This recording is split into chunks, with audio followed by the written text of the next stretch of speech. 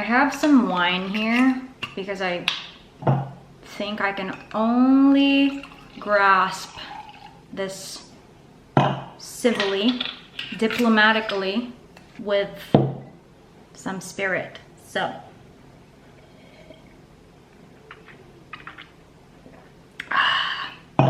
let's do this.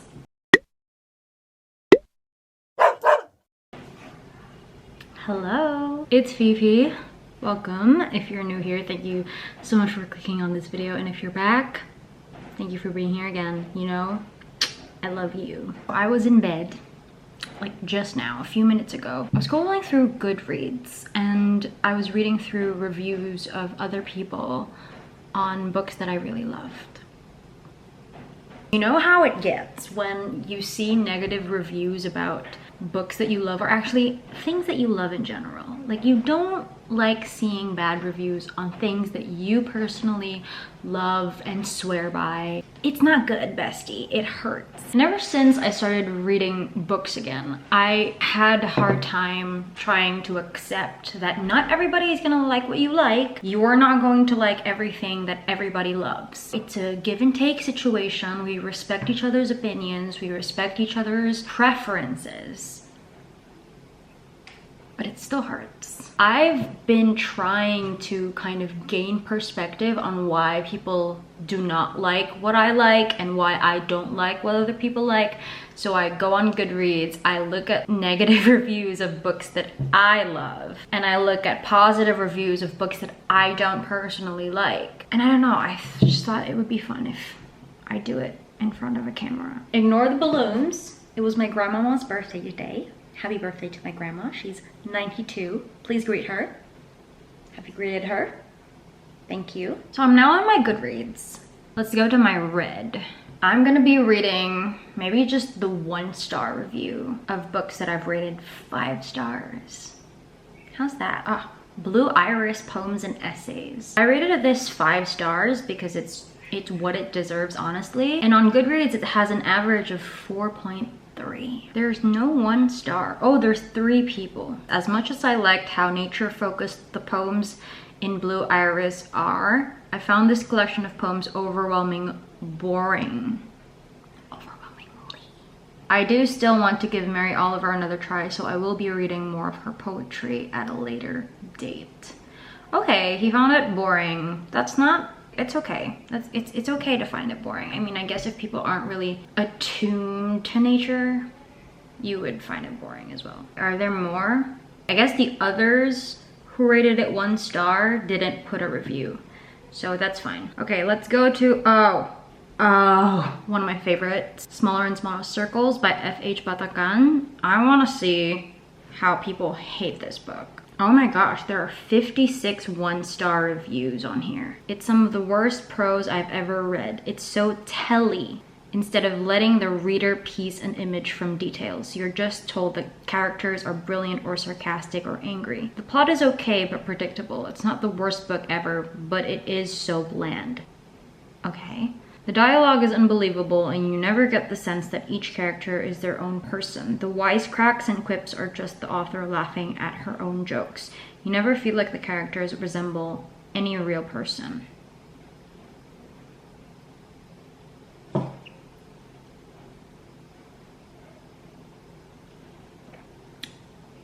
If I had read more mysteries, I'd probably hate this book more, but I'm not so familiar with the genre that I would have spotted all the tropes recycled here. There was one particular character who seemed to have only one purpose: to impede the protagonists. He seemed to have no human motive. I did like one section near the end, which was a clear break in the general style of the rest of the book. You kind of get the sense that the writer was improving as the book went on. Also, while the core of this book was written in the late 90s, it was greatly expanded in this decade. Bottom line, this book is the embodiment of the low standards we set for Philippine art, expanded to 350 pages.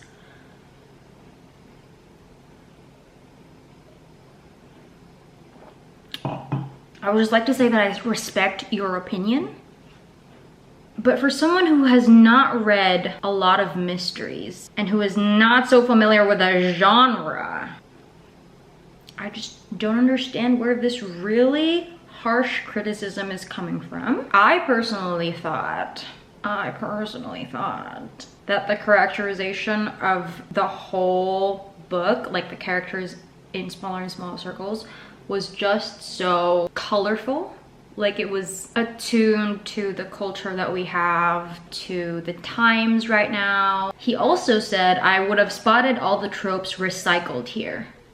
Newsflash, all tropes have been recycled, okay? Every book that comes out right now, every trope in that book has been used in history. There is no more original trope in the 21st century. Garrick. I hope he never watches this video. Bottom line, this book is the embodiment of the lowest standards we set for Philippine art expanded to 350 pages. First of all, that is harsh. Second of all, I would like to see you write something for Philippine literature, Garrick, before you go trampling on somebody else's beautiful work. Especially since you don't have an expertise in mysteries and you don't know anything about it. I was kind of mean because this book is my favorite.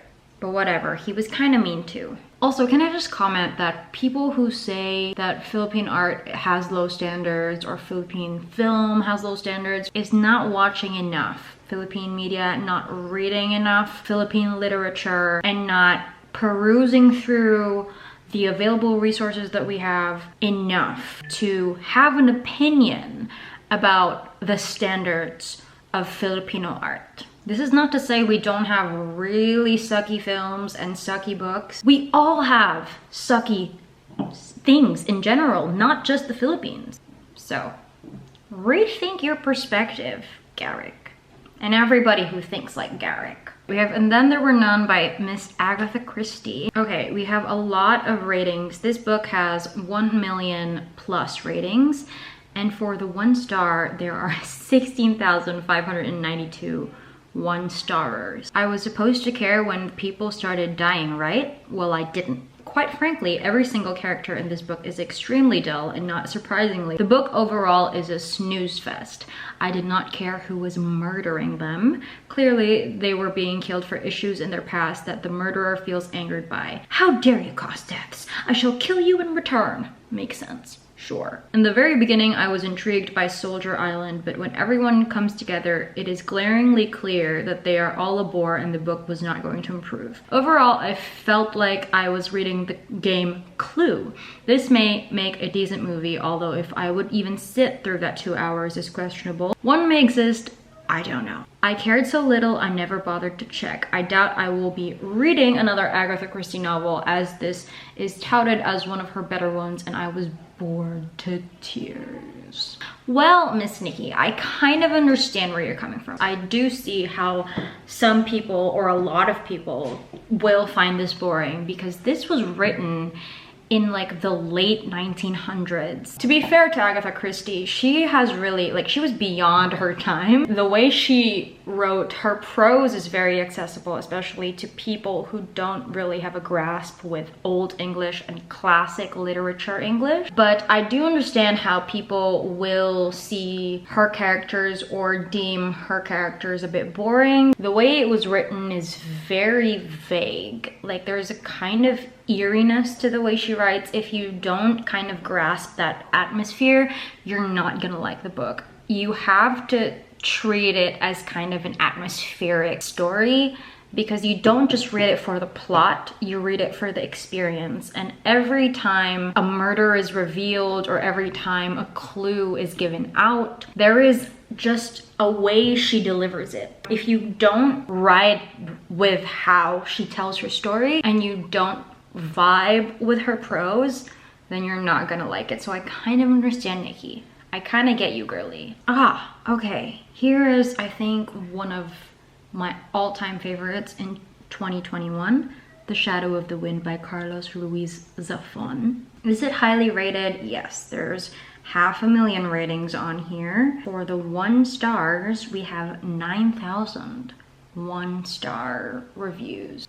Dire. The writing is along Dan Brown lines with flowery metaphors mixed until they become meaningless. From page 1, my father sighed, hiding behind the sad smile that followed him like a shadow all through his life. How can he be hiding behind it if it's following him? Then on the next page, someone is described as having vulturine features. But in the following sentence, he has an aquiline gaze. This sloppiness is everywhere. The whole thing feels like it desperately wants to be seen as some kind of profound parable, but the only result is that the characters are just implausible symbols. They are too bland even to hate, unlike the book itself, which I loathe.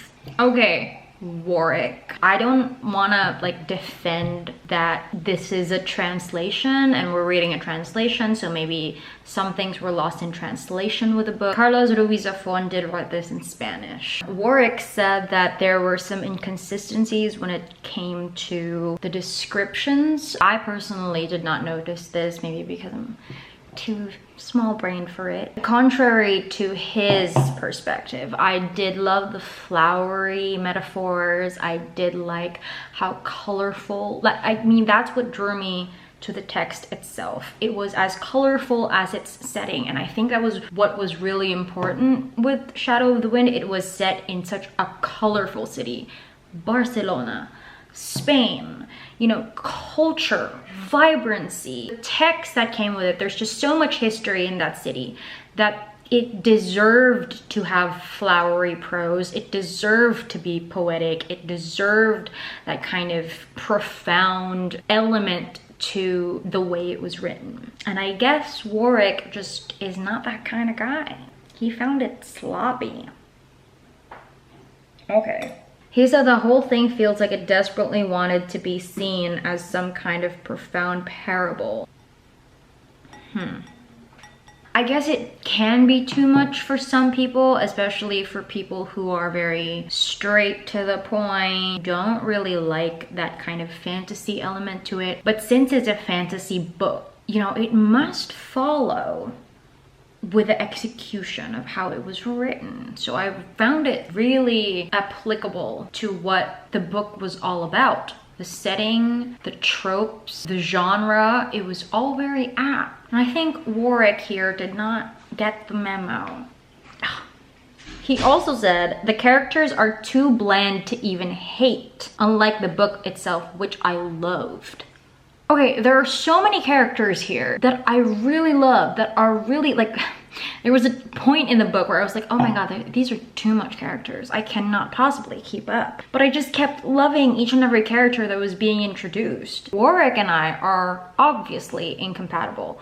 Or it could be a love-hate relationship between me and Warwick. We could be in an enemies to lover situation. He's probably like a PhD person. He's probably writing some sort of dissertation on pancreatic cancer or cell stem, whatever. Okay, we have. I rated this long ago, but I think it is still, like, if you ask me, this rating still very much applies to present feelings, I guess. Well, maybe I would rate it a 4 stars now that I have matured as a person, but you know, credit to my feelings back in high school. Let's consider this still a 5 stars for me, and that is Twilight by Stephanie Meyer. I know this is gonna have a lot of 1-star reviews. I don't want to get really long reviews because who has time for that? Okay, people have a lot to say about Twilight apparently. Twilight is lame and stupid. Thanks. There are so many problems with this book that I can't even begin to address them all. Okay, same. I'm not choosing you. People have so much to say for something they hate so much. I found an old copy of Twilight in one of the free books boxes at the gym and started flipping through it for fun. Well, what can I say? I now have to lower my initial rating of 2 stars to 1 star. The writing is horrendous, ? No matter which page I flipped to, it made me want to shut the book immediately. Why did we all collectively enjoy this as preteens? And teens, depending on how old we were when the first book came out. I was fucking 10, besh? ? I am really confused. ? Bella is so bland. This girl has no personality, literally nothing to go for her. Stephanie Meyer really presented us with 2, in hindsight, horrible hot boys as relationship options, and we all ate it up? Oh wow, this is on us, folks. We got what we deserved. Needless to say, I didn't take the book home with me. I'll never reread this shit.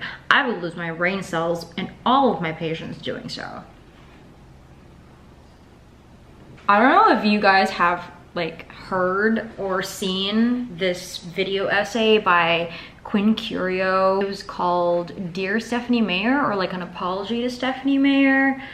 It was so good. I'm not even gonna tell you what it's about so that you can go watch it. I'm gonna link it down below. But what do we have against what teenage girls love so much? Like, I know our tastes mature when we grow up, and when we kind of look back at what we liked when we were younger, we're like, I don't get it. Why do we like that? But that's what we're gonna think of ourselves 20 years into our age is right now. We're not gonna like the same things. We're probably gonna think of ourselves as losers like 5 years from now. So why do we put this down so much? Bella is so bland. I mean, we were probably as bland as you think Bella was when we were 10. I kind of want to go back to when I read this. I was probably like 13, 14. I had so much more imagination back then. I loved everything and was unapologetic about it. I didn't care what other people think because I didn't know how to care what other people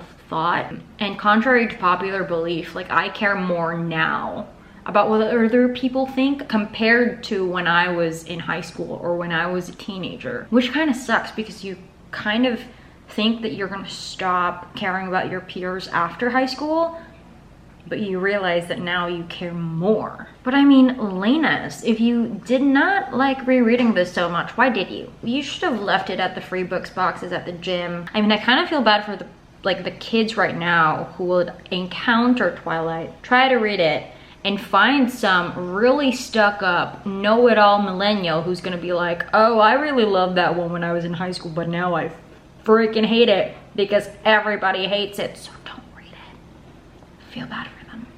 And I feel like also, majority of the hate on Twilight, I mean, it's not the best thing ever. Like, objectively, it's not the best thing ever, but if it made you feel so alive when you were in high school, who's to care? If you were obsessed with it. When people started hating on Twilight, it was also like the genesis of the hate culture era, where people just started hating on things because it was a trend. It plagues popular culture so much that when a lot of people start liking one thing, somebody is bound to hop on the hate train and kind of propagate that hate culture. Six of Crows by Leigh Bardugo, of course. This is hands down my first 5 stars in 2021. It's gonna be hard to find something that's not an essay. Anita said, it took me all of 2 chapters, maybe 20 pages, to realize this is not the book for me. It's got tons names you can't remember to pronounce, political intrigue out the wazoo, a sadistic streak, and a heist/caper plot.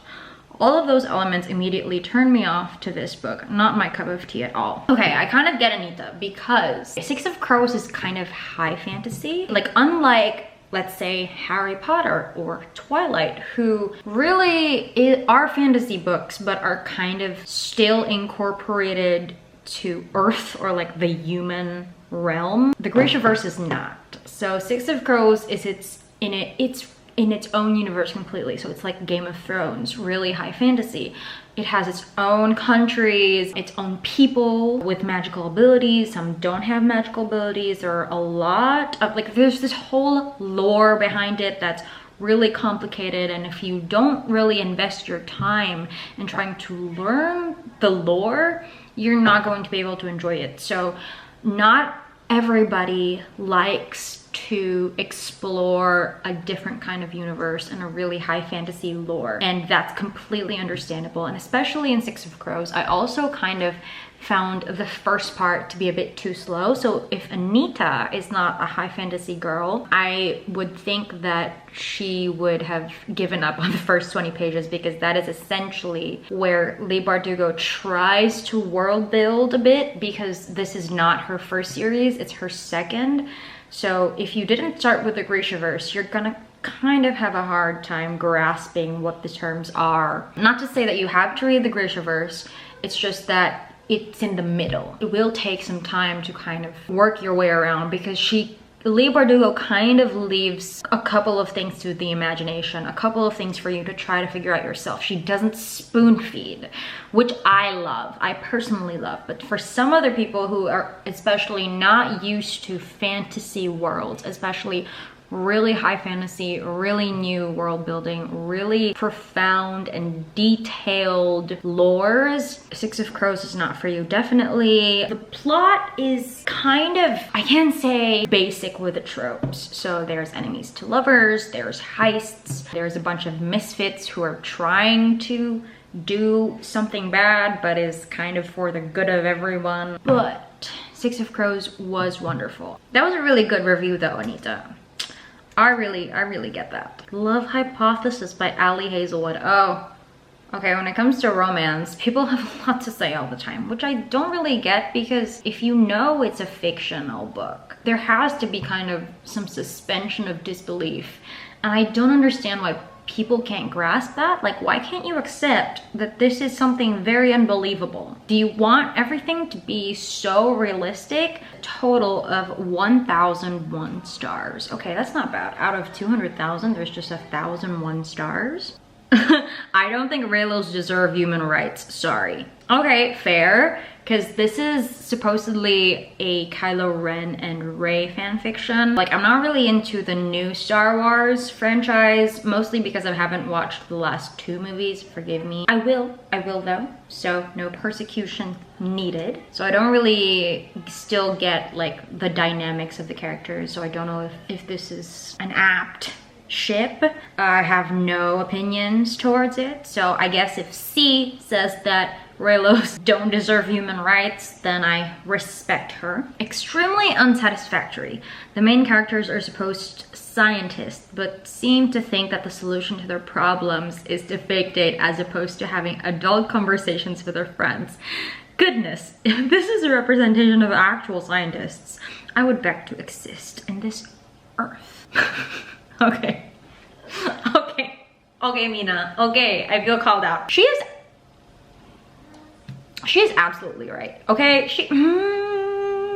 Again, I know that a lot of romance books and a lot of contemporary romantic comedies are written with a certain expectation to suspend dubious amounts of disbelief. But she is right to say that if the main characters are supposed scientists who are expected to kind of delve on facts and reasoning, then why couldn't they have adult conversations with their friends instead of resulting to a fake dating situation? Like, why didn't Olive just talk to An? This was a huge call out. I need some wine.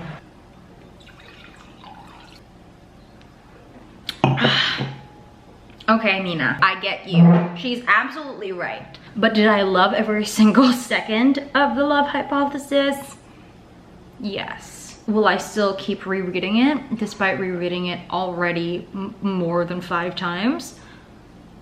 Yes. I love everything. I love how unbelievable it is. I love that it can never happen to anybody. I love that I just can maladaptive daydream to it. I'm curious about the Song of Achilles, because I really love this book. 600K ratings, and there are 6,000, almost 7,000 one-star reviews. Apparently a lot of essays in here, because this book tackles a lot on Greek mythology, and there are so many like scholarly reviews here. I don't want to go into scholarly. Am I drunk? This book is the equivalent of picking your ship for the evening on AO3, sorting by hits or kudos.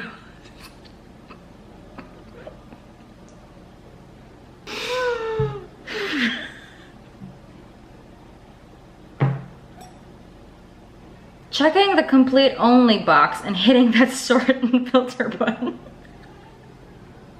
Only to be greeted by a 500K 30 chapter epic whose 200 tags have more plot, intrigue, and character development.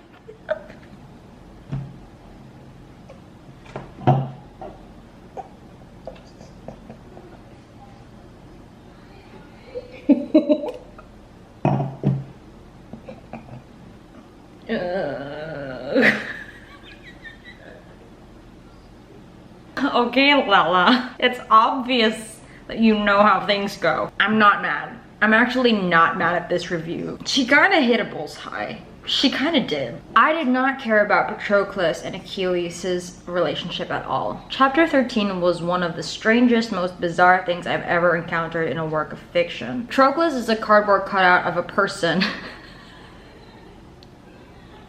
Hey, I love Patroclus. And Achilles is just there. And he has really nice feet. Yeah, we get it, Patroclus. No! Odysseus was fun at least. Hector's dad was the most intriguing character. The most impressive thing in this book for me was having characters more wooden and flat than their original counterparts in the Iliad. I didn't enjoy this book.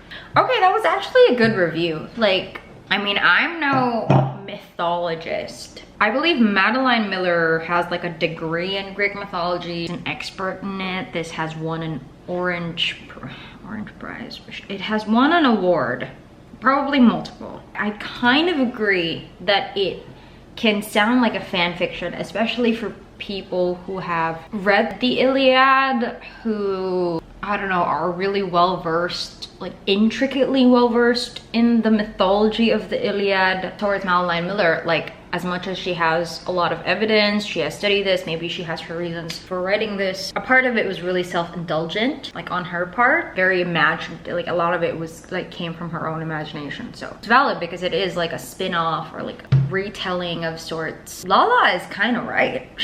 Man, she really hit it hard. Okay, I'm just gonna bottoms up.